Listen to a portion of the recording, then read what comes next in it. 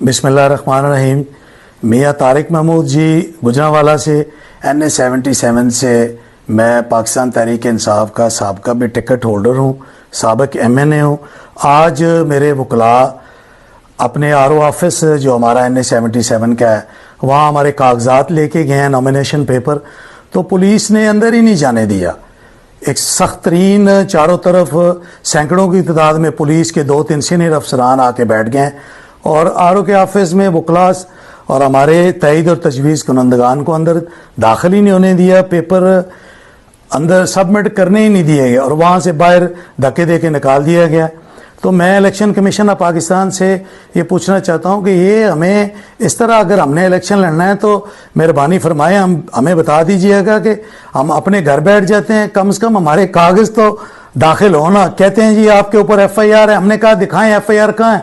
9 मई के वाक़या में पूरे मुल्क में मेरे ऊपर कोई भी नामजद FIR नहीं है और मेरे वकला ने कहा कि ठीक है बताएं।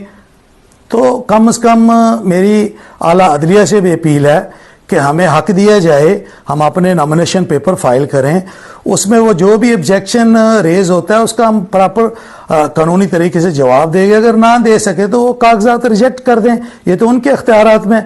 लेकिन ये तो हमारा आईनी बुनियादी हक है कि हम अपने कागजात दाखिल करें। बाकी फैसला तो इलेक्शन कमीशन ने करना है, अदालतों ने करना है। पुलिस पहले ही डिसाइड करके बैठ गई है कि इन्हें हम अंदर नहीं जाने देता। इतना खौफ है इसलिए आप इलेक्शन करा रहे हैं।